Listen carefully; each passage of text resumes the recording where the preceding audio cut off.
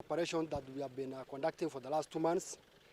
We have had a wave of criminal activities, robberies within the region for the last 2 months, and we have been trailing, through intelligence, we have been trailing these criminals for the last 2 months.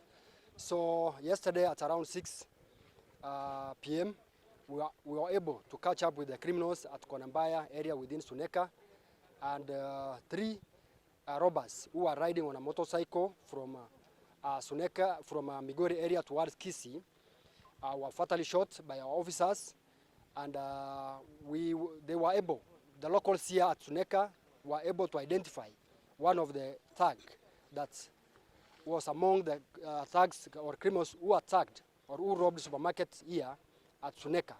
So it was a successful operation, and we are committed to continue doing the operation because we have our duty as National Police Service to provide security, protect life and property, and that's our responsibility. So these criminals had with them, they had an AK47 assault rifle containing 21 rounds of ammunition. So the serial number of this firearm is obliterated.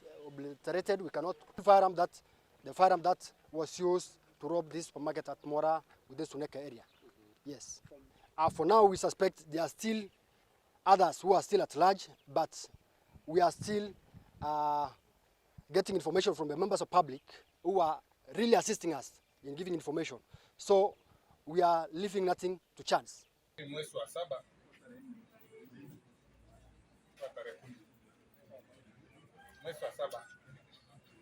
hawa majangili waliingia kwa M-Pesa, wakaingia duka ndani kwa mama, wakabeba pesa, wakapiga risasi ya askari wangu nje na wako wanaongea, lakini ile sare walikuwa wamevaa ndio jana ndazo kufanya mpaka tukagundua ndio hao.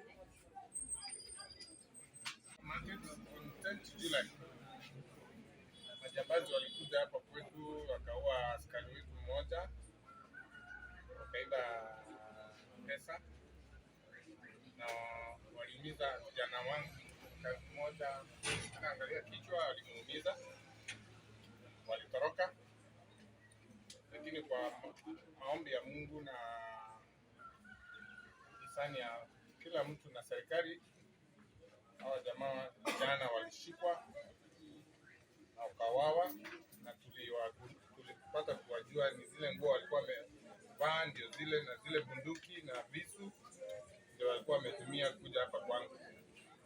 Tunashukuru serikali sana kwa kazi wamefanya, kosa kesho tena wasirudie kwa mtu mwingine. Tumeshukuru sana. Tulikuwa tunatoa vitu nje, tulikuwa tunasogea hapa nje. So wakati nimetoa vitu nje, nimebaki tu moja na troli yenye tunabebea mizigo. So ndio nilikuja kuchukua. So wakati nimefikisha tu hapa around, nikapata mtu akikuja akiingia hapa ndani. Juu unajua hakuna mtu mwenye anaingia hapa zaidi ya mmoja. So nikapata wameingia wawili, watatu, wanne. So nikapata soja amewafuata na mimi nikamfuata. So tukaanza tu kuuliza nini mbaya. Wakati tulikuwa tunawauliza kwa mtu mwenye anajibu.